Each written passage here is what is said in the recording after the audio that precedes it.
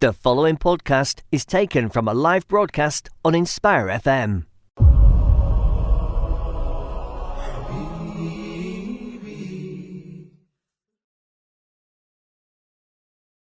Assalamu alaikum wa rahmatullahi wa barakatuh. Dear listeners, I welcome you to another episode of Welcome to Islam. My name is Ismail, and today, inshallah, we will carry on with the second part of Marriage Advice for New Muslims by Muhammad Tim Humble. This is in collaboration with Islamwise, who run their regular monthly webinars, and this show is pre-recorded. But if you do have any questions, comments, or suggestions for us, please do contact us on our studio number, which is 01582 481810, or you can send us a message on WhatsApp on 07779 481822. I will repeat, that's 07779 481822.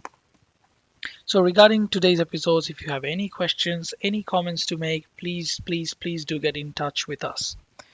So inshallah, as you know, this show is for new Muslims and converts. If there is any way we can support you, or if you have any questions that we can answer, again, please feel free to contact us. Without any further delay, let's go ahead and listen to today's program, inshallah. I think there are two things that I would advise people to do, and I think this is pretty sensible advice. I think the first thing is tell as many people as possible that you're looking to get married who can help. Obviously, don't tell people who can't help. Tell as many people as possible who can help, because people know people who know people who know people. And it's helpful if you give them something like a little, sort of little CV. I don't know if that's the right word. Something where you just write a little bit about yourself. Don't put a photo on there or anything like that, but just, your name, your age, what you're looking for. Because otherwise your net is too wide. You're going to get everybody and anybody. You're like, I'm looking to get married. Okay, yeah, I know this guy, he doesn't pray, but yeah, I know someone who's going to get married, but she's looking to get married. But she doesn't live here, or she's going to get married, but she's 20 years older than you, or 10 years younger than you, or whatever it might be. So it's useful just to put down a few basic ideas. Don't make it too strict. Don't make it too much, but a little bit of a few little criteria just to help you to filter down to the right sort of person you're looking for. So a sister says, I'm looking for a guy between the age of this and this, ideally. I'm looking for someone who has, a steady job, looking for someone who hasn't been married before, or maybe you don't mind about that. Like, for example, what is it that you're looking for that are your basic criteria? Obviously, religious criteria, that we said has to come first, and so on. And then the second thing that I would recommend is I highly recommend generally the use of websites and apps that not dating websites or dating apps, but websites that are specifically designed for practicing Muslims to look for spouses.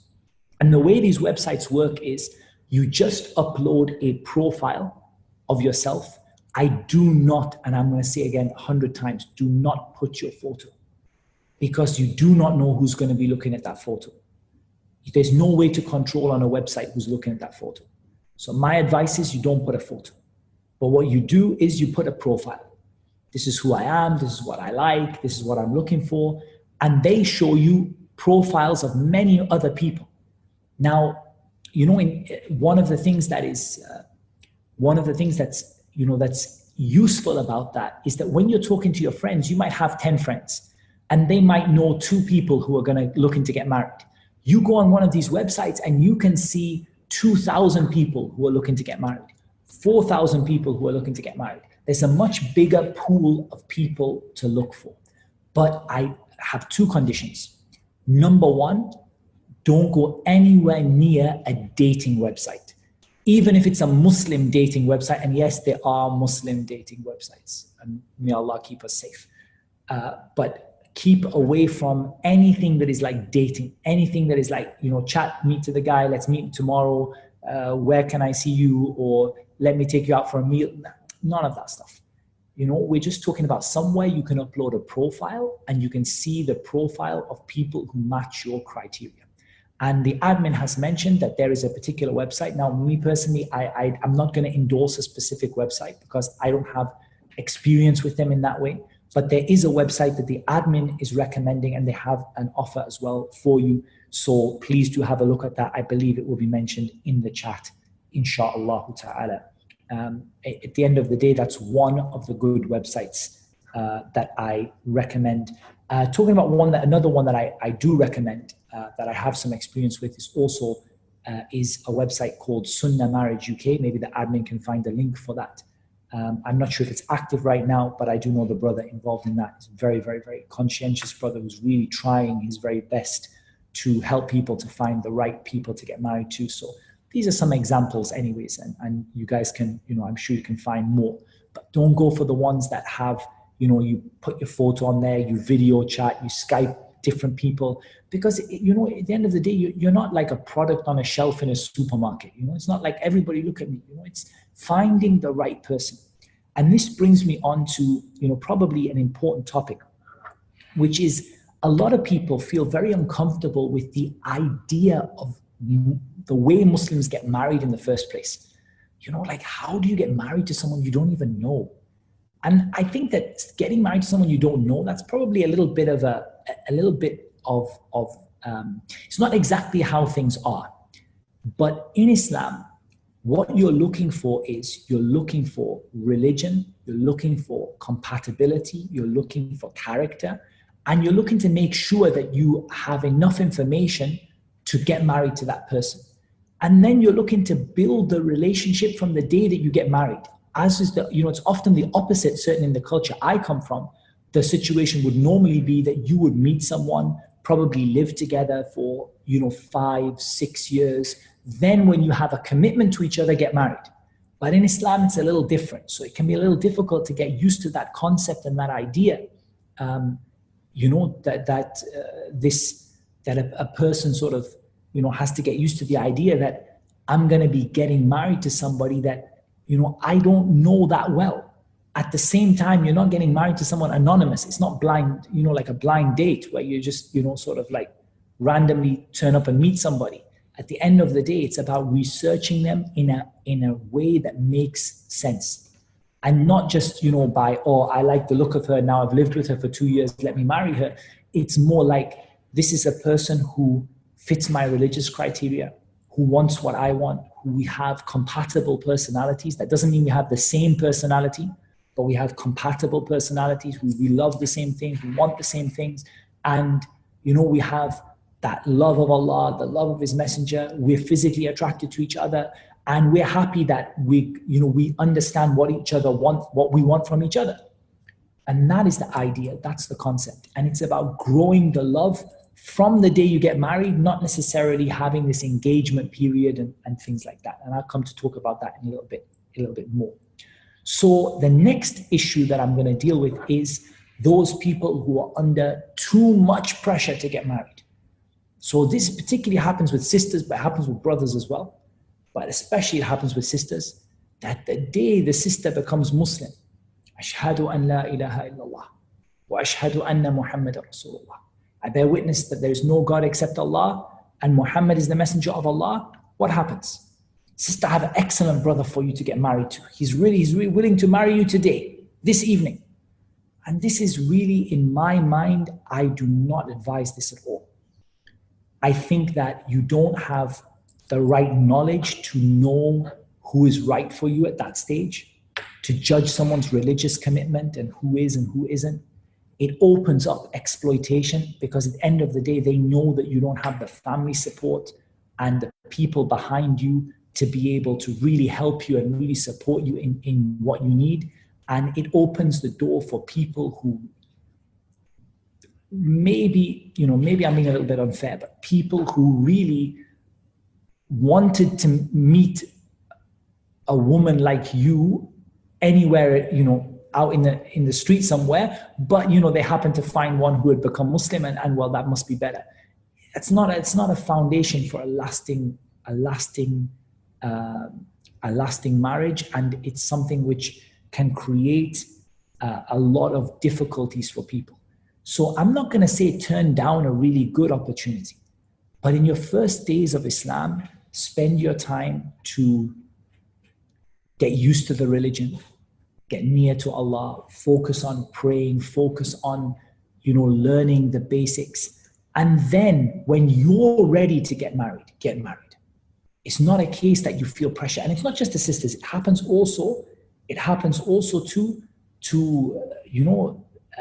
the brothers as well.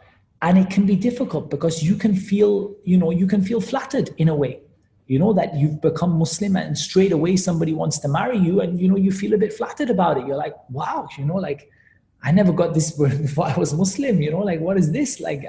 First day and everyone wants to marry me. This is brilliant. But at the end of the day, it doesn't mean those people are right for you. We've got to examine the religious commitment. We've got to examine the compatibility. We've got to examine the character. And it's not just about knowledge. I was just looking at the chats just flicking up and people say about marrying someone of knowledge. But I want to emphasize it's not just knowledge. It's also character. Because you can say, I want to marry a person of knowledge, but at the end of the day, people of knowledge sometimes don't have, the right kind of character, there's a lot of issues, people get into difficult situations and relationships and sometimes second marriages and all sorts of things that are going on. And really the question is, do they really know what they are looking for in a spouse? And are they really ready to get married? So my thing would be to say, maybe don't turn it down. If you think it's a good marriage, say, look, I'm happy to consider it, but at the moment I need to focus on my Islam. And when I feel more confident and I feel stronger in my faith, then inshallah ta'ala, I'm going to move forward. Now, I also want to talk about, even though it's not a nice topic, but I want to talk about this as well, is a topic of exploitation. Sadly, there are people, and I'm really sad to say this, but there are people who look out for people in this situation, reverts, and they prey on them. And they try to exploit them. And they try to get them into marriages that are not good for them, or sometimes not even proper marriages at all. They're actually not even Islamic marriages at all.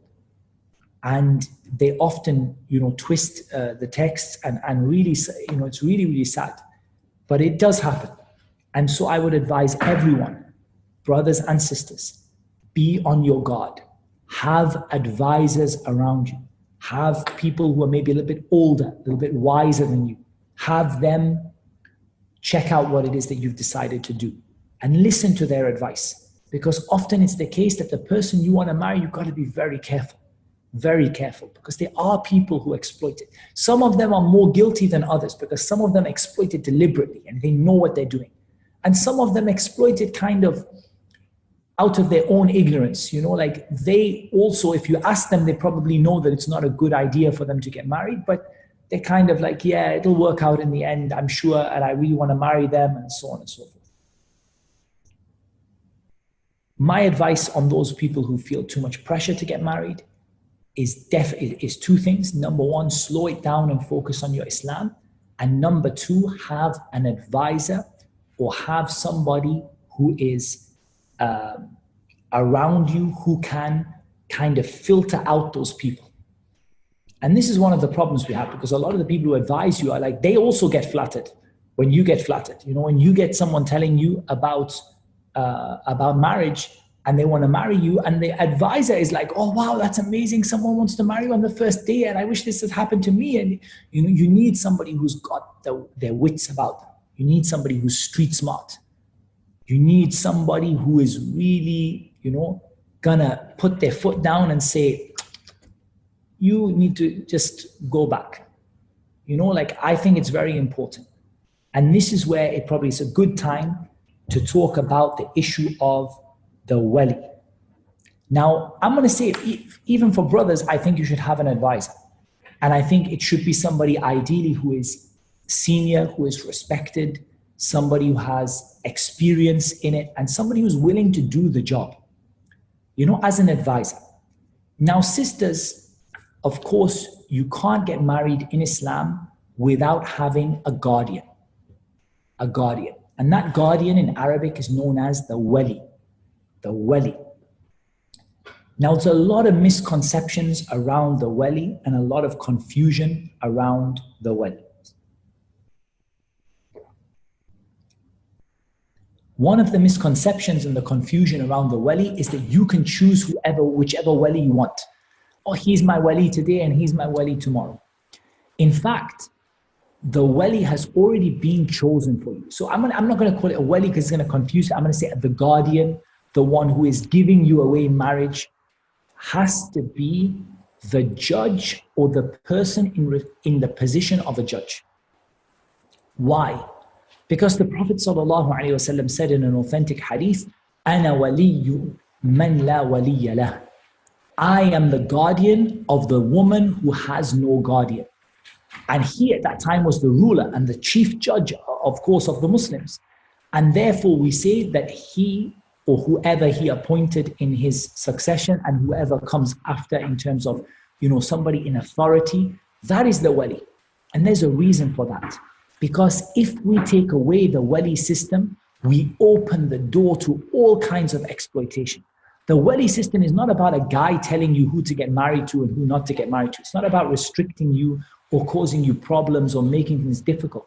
It's about restricting people who would otherwise exploit you and making them realize that you're not defenseless. You have somebody who is not going to allow this marriage to take place until they've made sure that this person has been given the proper consideration.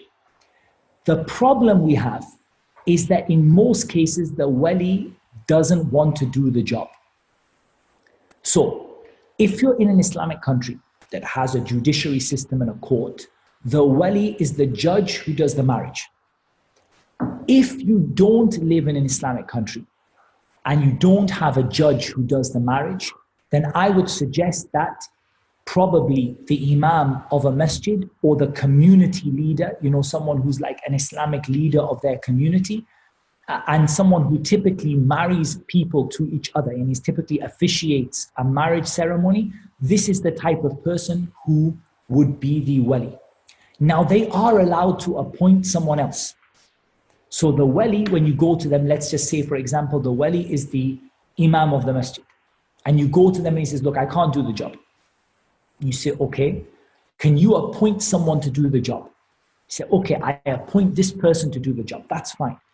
But what we shouldn't have is a wali who wants to marry the girl in the first place.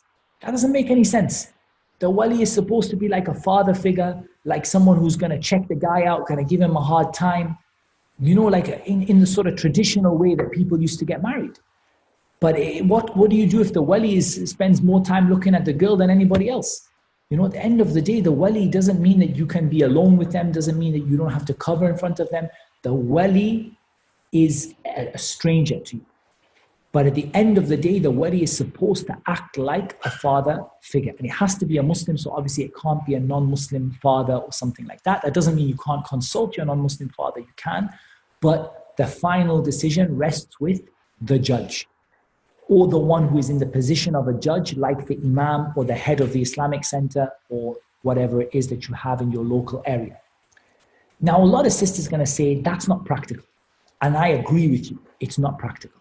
Because the wali is a big problem.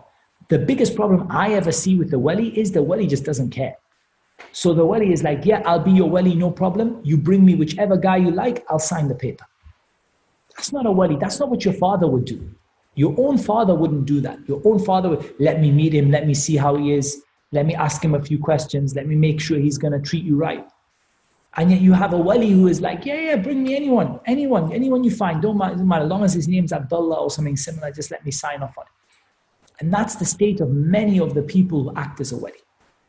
Now, sometimes you can't change because there's just nobody else. This is the imam of the masjid and there's no other. You could go to a different masjid, but often you end up in a situation where that's what you have.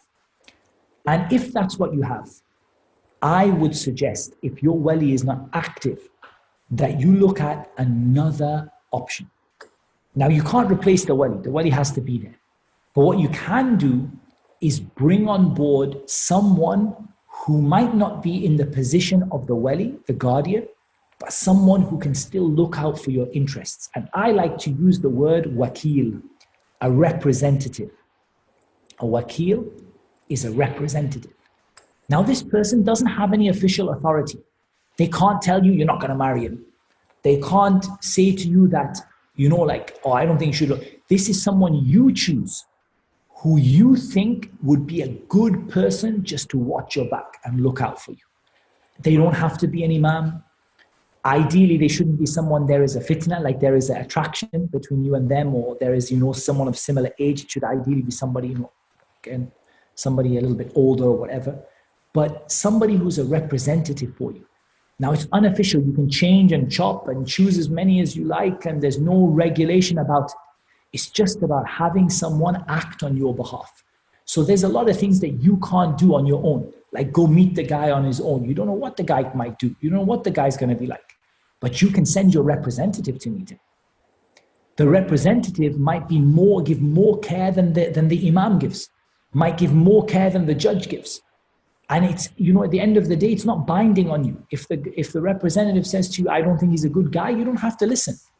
But it's just about having some extra pair of hands to help you out. So I believe that it's very, very important that aside from having a wali, if your wali is doing his job and he really is acting like a father, then excellent.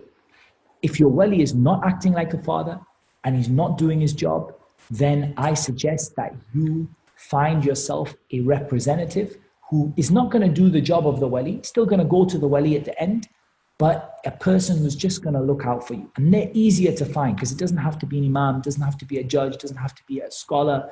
It could just be somebody who, is going to look out for you. And that person doesn't have to be a binding agreement that whoever he agrees with. It's just about finding somebody who's going to look out for you, going to go meet people for you, going to go check people out for you. It's something that I found to be extremely, extremely beneficial is to have this idea of having a wakil or a representative. And you say, brother, I found a brother for marriage. This is who the brother is. Would you mind meeting with him and telling me your opinion? Yeah, sure.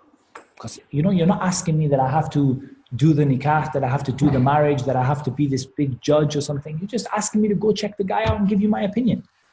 But it's worth doing. It's worth doing. And the similar idea, not quite the same, could even work with the opposite gender as well. With regard to men looking for women, is if you have a female who is a female relative or maybe someone older from the community, like an auntie or something, who you feel more comfortable dealing with, you could say, can you go and meet that lady for me and tell me more about her? Because I feel me meeting her on my own, I'm going to be a bit uncomfortable. But maybe if you go and meet her, you tell me what she's really like. There's nothing wrong with that, and it can be very, very helpful indeed. Okay, on the last one on this first set of scenarios is those who became Muslim because of marriage. Those people who became Muslim because of marriage.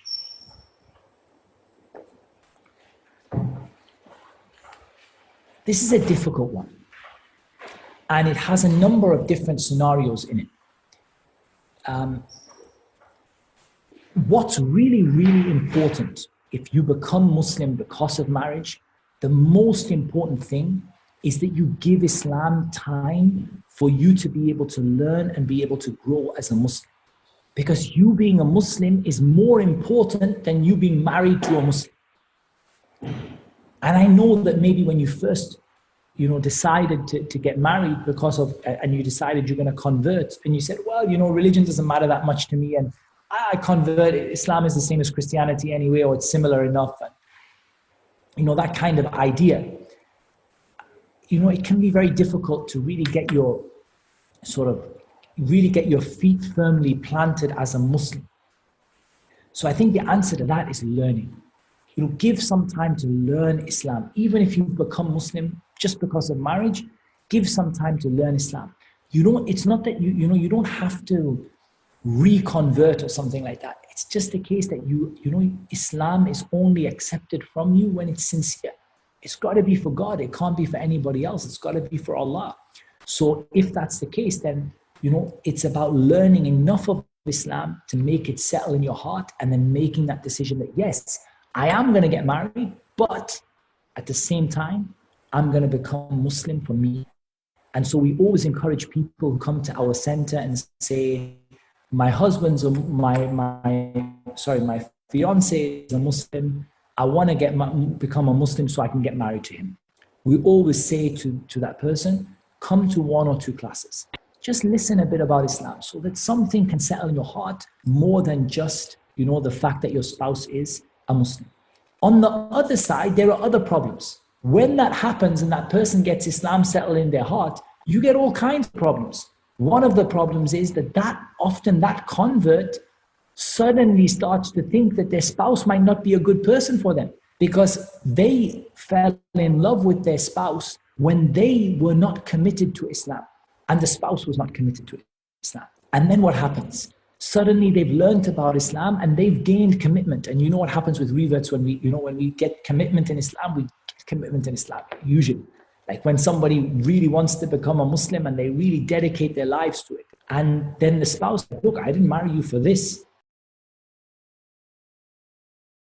You're listening to an Inspire FM podcast, making available our popular programs from our daily broadcast on Inspire FM.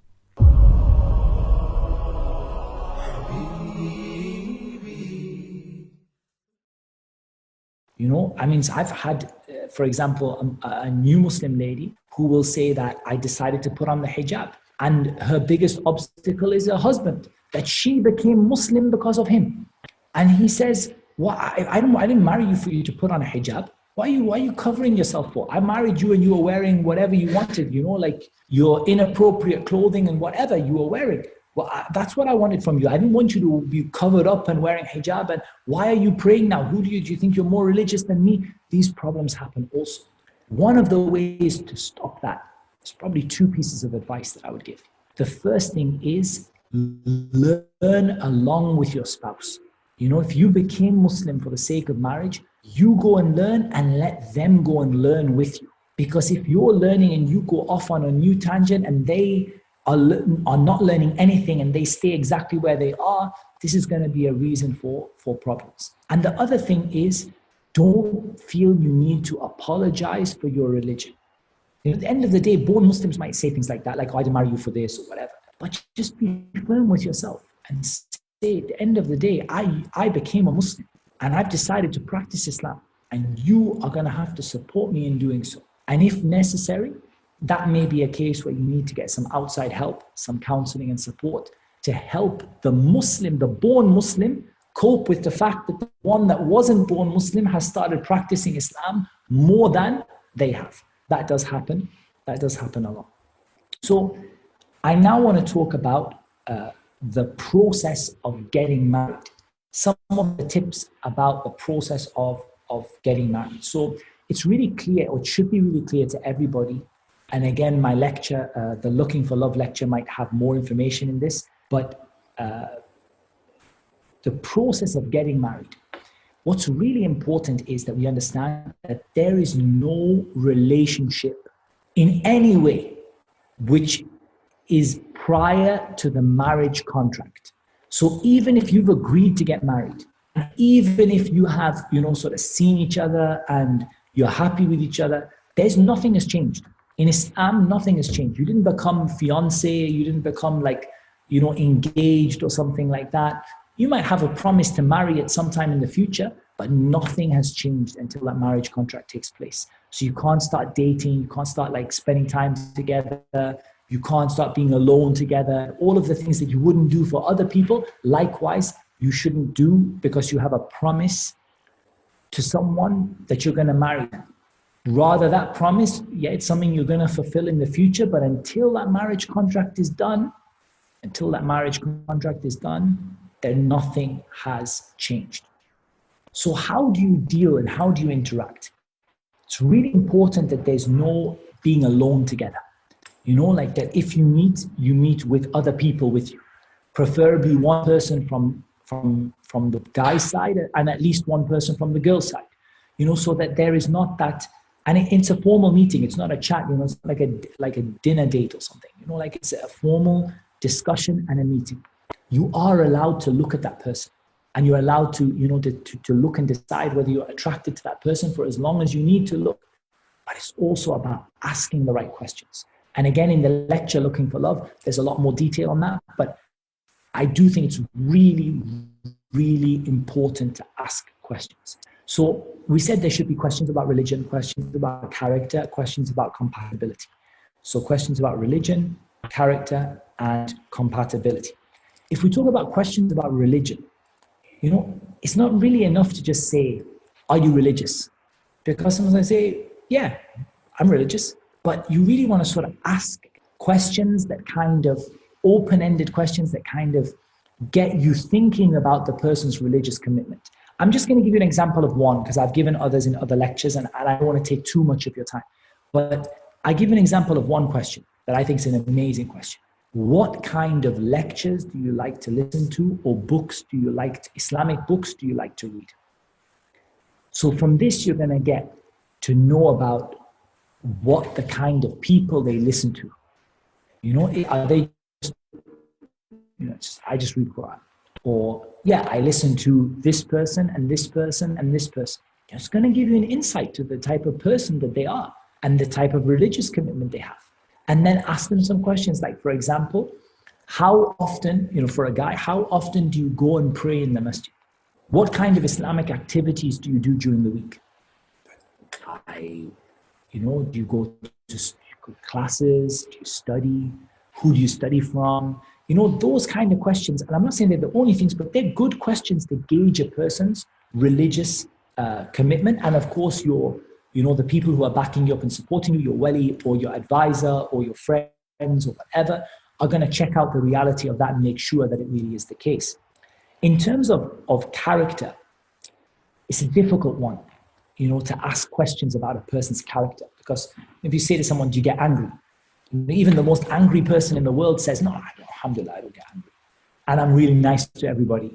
That's natural. People kind of try to put across the best impression of themselves that they can. But in terms of character, it is important to ask. It's important to ask, I don't know, maybe something like, how do you get on with your siblings? What's your relationship like with your parents? If your friends can describe you with 3 words, what 3 words would they describe? Are you competitive? I don't know, but the point is questions that really bring out the person's character. And of course, as you're talking to them, you will get a degree of their character as well. You could ask them scenarios like, what would happen if I didn't agree with you on something, if I thought you were wrong about something? If you get the answer that I'm never wrong about anything, then the kind of person the person is. Or if you get the answer that, I don't tolerate people to differ with me. I don't tolerate people when they, I don't tolerate a spouse who doesn't agree with me, or something like that. It's important to ask about those things. And it's also important to ask about compatibility. So that could be like, where do you see yourself in 5 years' time? What kind of a family do you want to have? Where do you want to live? What do you think about, living alone, living with family, whatever it is, ask questions about compatibility. If you want to work and you think they don't expect you to work, then ask about it. Like if I want to work, you have any objection to that? Like anything that you think might be an objection or an issue or a cultural issue, ask about it. You don't have to ask it all in the first sitting, but ideally you're looking to find out as much about the person. And my preference is find out as much about the person before you meet them. Email or whatever it is, ideally not one-to-one, share it with the other people who are involved. So it's not like a private chat or something. But, try and find out more about the person before you meet them. Because you don't even want to be meeting someone who you're fundamentally not compatible with, right? You want to be meeting somebody who has the right kind of compatibility. So I would ask questions about religion, questions about character, questions about compatibility, and also have your friends and the people supporting you try to find out as much about that as possible. I also recommend that obviously before you make a decision, you do 2 things.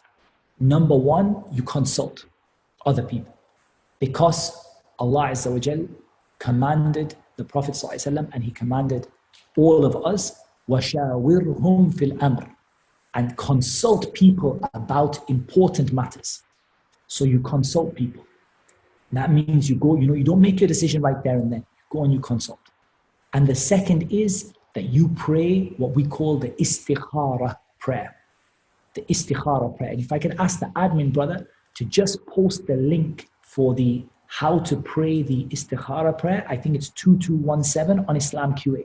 Could you just pull that out, how to pray the istikhara prayer from Islam QA, and you put it in the chat for everyone? It's basically a special prayer of guidance where you pray 2 units of prayer and you ask Allah to guide you to what is best and to help you to make the right decision. Now that doesn't mean you're going to get like a dream that, oh, I've seen this person. It just means that if it's good for you, Allah is going to make it happen. And if not, Allah is going to give you something better. And it's always about that. It's Islamic insurance.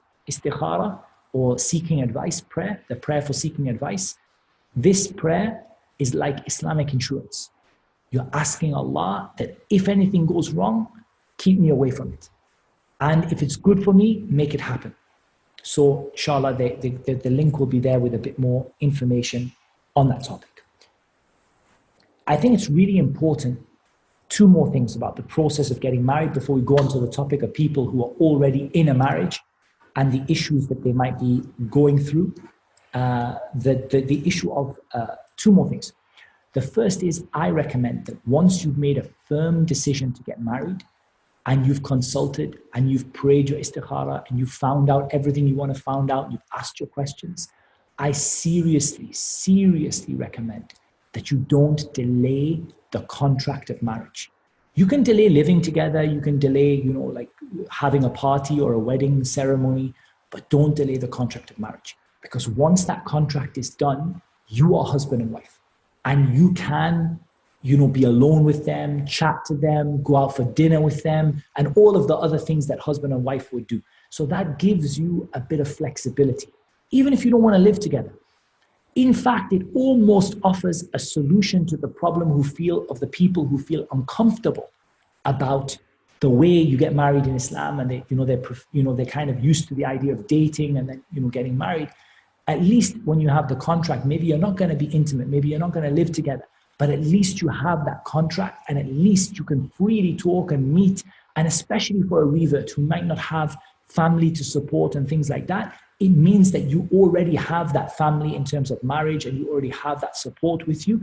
And then after that, you can take your time in terms of living arrangements and things like that. I would also recommend that you are not frightened to say no. A lot of people think as soon as they have a meeting with someone, they have to say yes. That's not the case. I think that before you even have a meeting with someone, you should tell them, I'm not going to tell you my decision in this meeting. I'm not going to tell you my decision in this meeting. I'm going to go home, I'm going to seek some advice, I'm going to pray istikhara, etc. And then I am going to come and I will give you my answer. Because it relieves the pressure from you. There's so much pressure on you to give an answer. SubhanAllah. You feel like pressure, and you might be like, well, they seem okay. And even though they said this, but I'm sure I can manage. It's much better that you take your time. You say, look, it's been a good meeting. May Allah reward you. I'm very happy with our discussion, but I'm going to take my time. It's an important decision. I want to make sure I make the right one.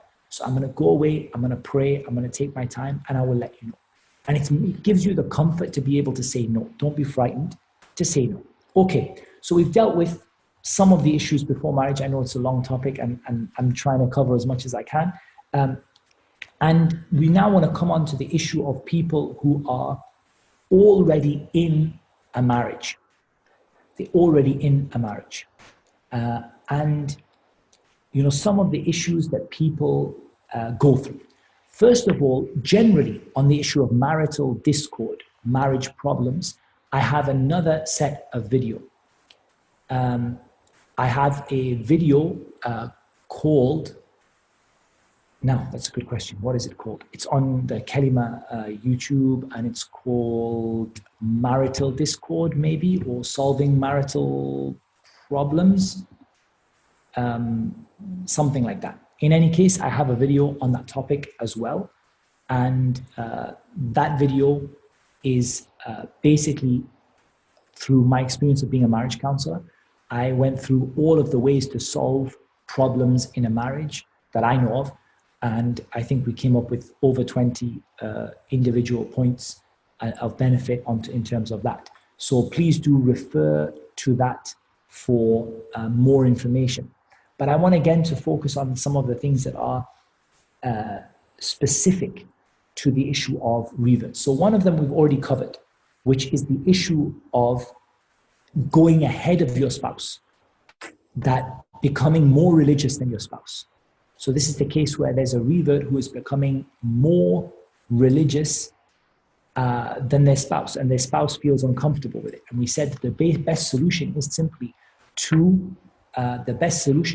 to learn together. Make it a part of the marriage that you learn together from the beginning. Because if you start learning with that journey, then the danger is that there is a real danger that the other person gets left behind. It can be the other way around. The spouse is suddenly getting a bit more religious, and some Muslims find religion a little bit later on in their life. A little bit more commitment later on in their life, and the new Muslim is like, look, I didn't. Like when I married you, you didn't look like this, you didn't behave like this, you didn't pray like this, and now you're a totally different person. So this is also requires a bit of understanding. And I would again suggest that any revert who feels kind of overwhelmed by their spouse practicing Islam, I would suggest two things. Number one, your best weapon is knowledge. Because if you learn what Islam requires of you, you'll know if what they're doing is right or if what they're doing is wrong. You'll know about that. Also, I strongly recommend that you differentiate between Islam and culture, because a lot of people don't do that. The spouse may say, I'm becoming more religious, but actually may be becoming more cultural. And it may be nothing to do with religion. And again, that comes back to the same point of knowledge, because a lot of Muslims who are born Muslim are not able to distinguish between their culture and their religion. Like for them, they know their religion is Islam, but they don't know what parts of it are from, for example, there are, cultures in which Muslims are that, for example, there is mistreatment of women, for example. That's nothing to do with Islam. Islam absolutely has absolutely no concept of mistreating a lady. But there are certain Muslim cultures in which this is common. So a person may say, may start mistreating his wife, and then may say, well, I'm becoming more religious. But they become confused between their religion, and they become confused between their culture. They become confused between their religion and between their culture.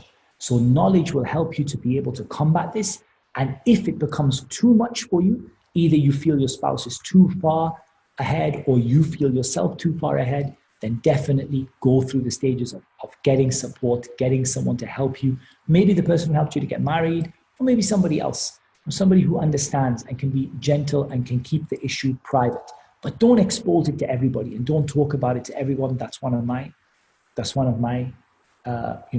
key tips. Okay. My next issue of people already in marriage is, not having family to lean on. Traditionally, if you have, family support, what you would do if you have a bad time, you can at least call your family. You at least have your family to support you. And I still believe you need a support network. If your family are not supportive, that's one thing, but you need a support network. Now, I'd love to tell you that you can go to your local imam and they'll definitely help. But the reality is that not all of the local imams are knowledgeable about the problems reverts go through. I think it might be more sensible to go to a specialist group of people who deal with reverts. We talked about, Islam-wise and other groups that are out there that specifically support reverts and are good at it. They may be able to give you some real help. When you feel like you need someone to lean on, someone to talk to, at the end of the day, often these issues are rescuable. You can rescue yourself out of them. But the issue is that you just need someone independent. And I personally prefer it not to be family anyway. Even when you have supportive family, I personally prefer that you don't involve your family. Because I think when you involve your family, you automatically make the issue bigger than it has to be. And then everyone gets involved and people start saying, see, you know, I knew you were no good and I told you shouldn't have married them and all of these things. But, you know, by all means, that's what I think is worthwhile. Get a specialist involved, a marriage counselor, or somebody who has experience dealing with new Muslims. One of the ones that I really wanted to talk about for those already in marriage, before I go to the questions, is not fulfilling expectations. This has happened so many times that I've seen in my marriage counseling. And I'll just give an example. A lady became Muslim and very quickly got married to probably too quickly, got married to someone who was born Muslim. And, you know, he comes a few months later and they're having big fights.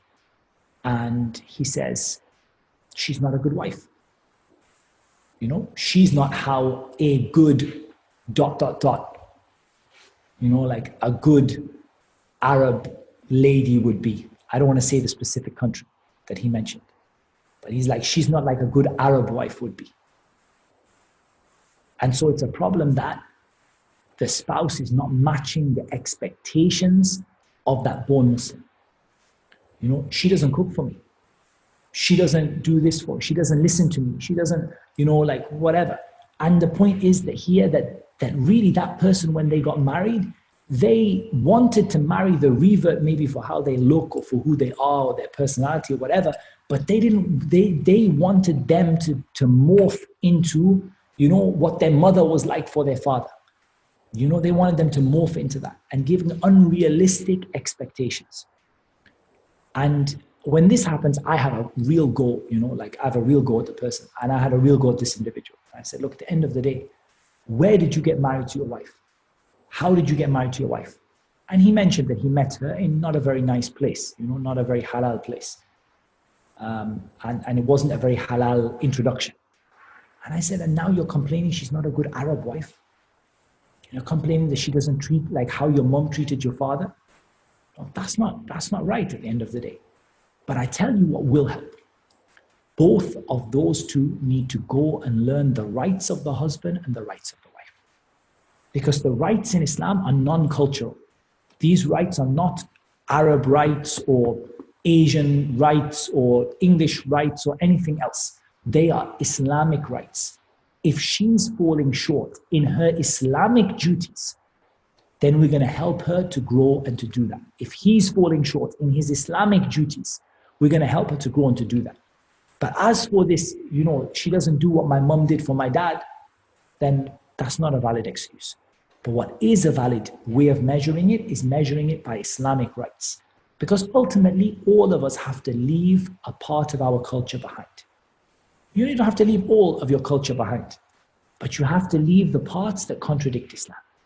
And Islam clearly defines what a woman should do for her husband and what a husband should do for his wife. Very clearly defines. So like we said, that book series we mentioned earlier, where you can just go through and learn the rights of the husband and the rights of the wife without any cultural bias.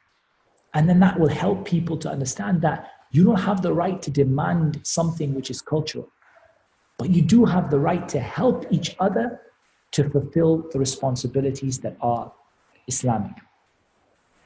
So I've covered a number of different scenarios. I've tried to give some answers. I think, time-wise, I've taken a big chunk of your time. And I think what's more sensible now is we go to Q&A.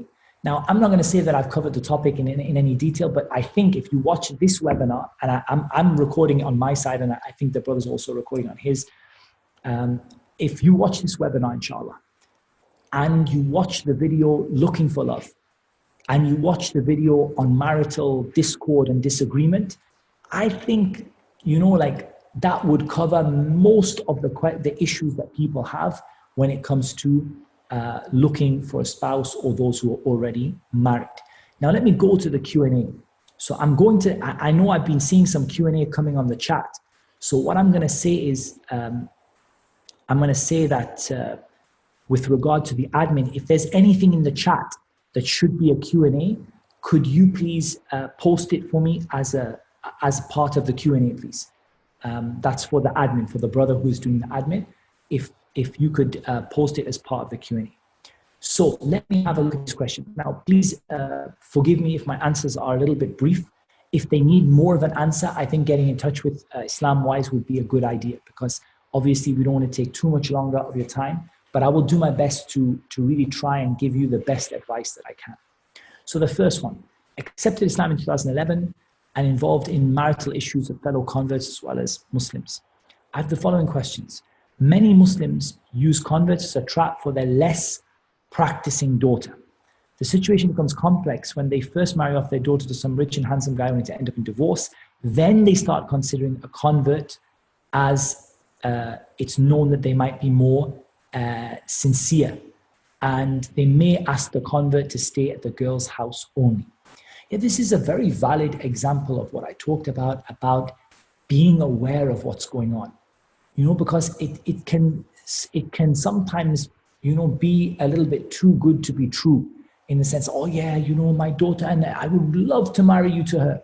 And you're thinking, okay, what's the catch? So it's really important that you have two things here. It's really important that you have good support to give you advice. And it's really important you ask the right questions. Have you been married before? And I don't have anything against people who've been married before and it hasn't worked out. I mean, that's not an issue. But you have to make sure that there's a real reason and a real understanding as to why it hasn't worked out, and that the issue is not going to be sort of lost or repeated again. That's actually very good advice from Brother Tim Humble, asking the right questions. But unfortunately, we've come to the end of the show for today, but inshallah, we will continue with the third part. Please do join us for our live sessions. And if you've missed part of the show, please do tune in to our podcasts, which are available on Inspire FM website. Until then, please do take care of yourselves. Jazakallahu khair. Assalamu alaikum wa rahmatullahi wa barakatuh. Thank you for listening to our podcast. We stream our daily broadcast on inspirefm.org. You'll find all our daily updates on our social media at Inspire FM Luton.